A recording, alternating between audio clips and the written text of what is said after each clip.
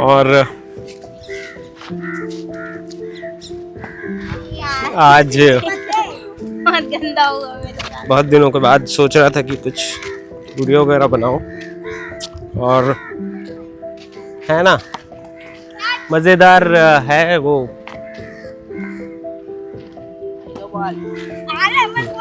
और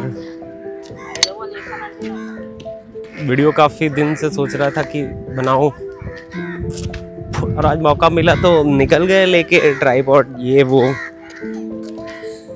पर बोलूं क्या, ये एक थोड़ा संशय है, लेकिन हो जाएगा कुछ न कुछ। थोड़ी देर में दिमाग में कुछ कुछ ऐसी बातें आएगी। और देखिए ना, धूप काफी तेज है और कुछ न कुछ बोल लूंगा मैं।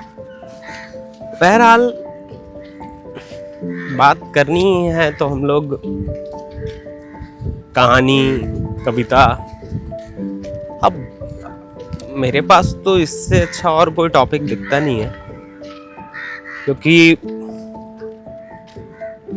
अब एज एन आर्टिस्ट मैं कंसीडर करूं कि नहीं करूं ये सोच रहा हूं। पर लेकिन ठीक है, कुछ लोग तो कहते ही हैं कि आर्टिस्ट तुम हो, तो मतलब ये सोच रहा था कि जैसे बातें अगर करना हो तो थोड़ा हम बात कर सकते हैं आज। हाँ, काफी दिनों के बाद ऐसा हुआ कि आज सुबह सुबह मैं कुछ पढ़ना लिखना चाह रहा था, और मैं आपको उसके बारे में बताऊंगा। लेकिन पहले क्या है ना, पहले मैं दिखा रहा हूँ यहाँ पे जैसे जैसे लोग क्या क्या काम कर रहे हैं, ठीक है।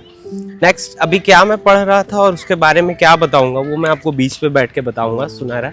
तो जैसे कि देखिए, अभी मैं कैमरा उस साइड कर रहा हूँ, आप लोग इसका थोड़ा मजे लीजिए। ये बीच के किनारा है जहाँ पे मच्छी सुखाने का काम चल रहा है अभी, और ये इन लोगों का काम है जो इधर कर रही है। और ये देखिए कितना अच्छा ये सारा मच्छी सुखाने के लिए रखा हुआ है। चलिए बात करते हैं थोड़ा इनसे। कैसे है दादा? बढ़िया। क्या है ये? फिश। तो ये ऐसे ये सुखा के क्या करते हैं? बेचते हैं। Dry fish.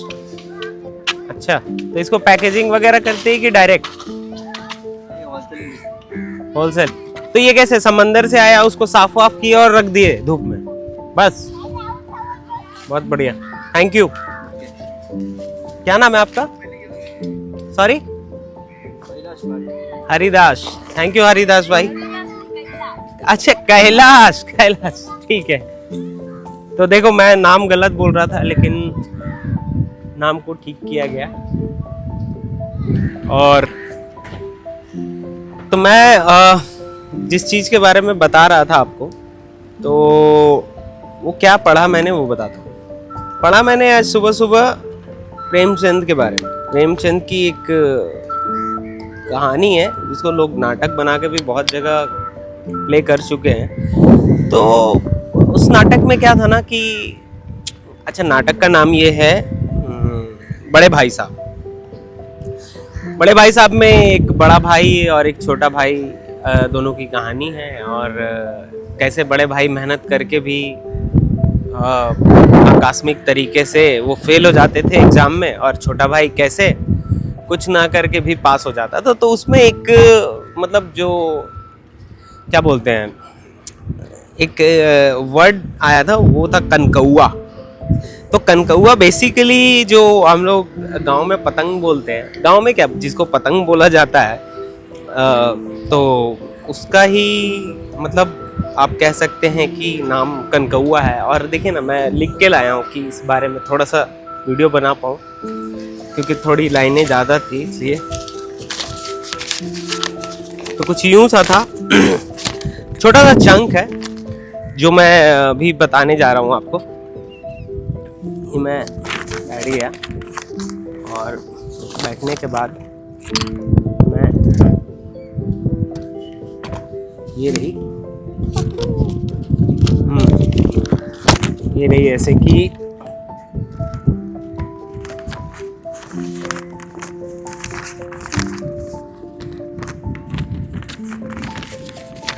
यूं है कि अब भाई साहब बहुत कुछ नर्म पड़ गए थे। कई बार मुझे डांटने का अवसर पाकर भी उन्होंने धीरज से काम लिया।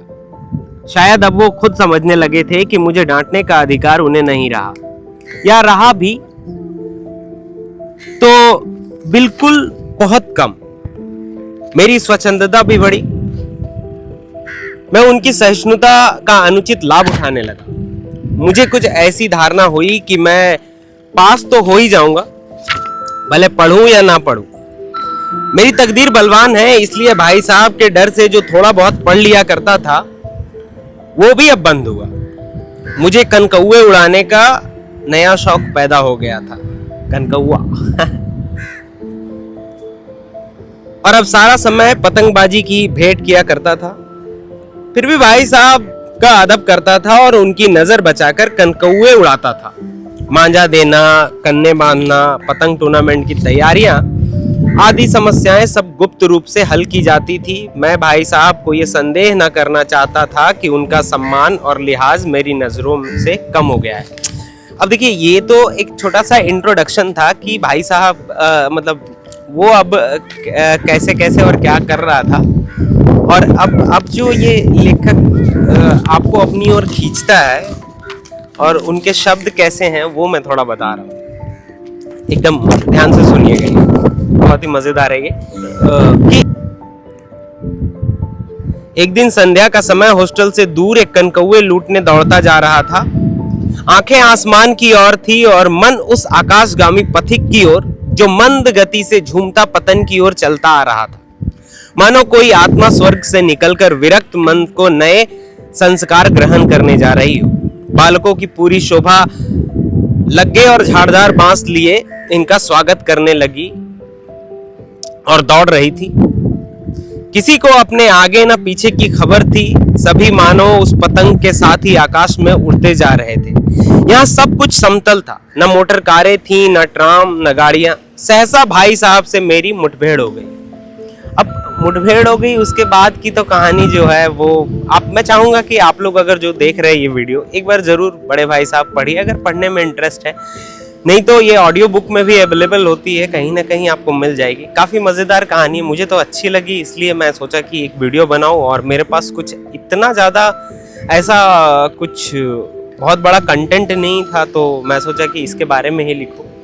और ये जो आकाशगामी पथिक जैसा वो धीमी गति से चलता आ रहा था, क्या शब्द, मतलब प्रेमचंद की तो कहानियों की तो बात ही कुछ अजीब है कि हम लोग बचपन से ही पढ़ते आए और बहुत ही अलग रूप से आप इमोशनली और बहुत ही व्यक्तिगत रूप पे कोई ना कोई घटना आपके साथ उनकी लगेगा कि घटित हुई है, ऐसी कहानियाँ होती हैं।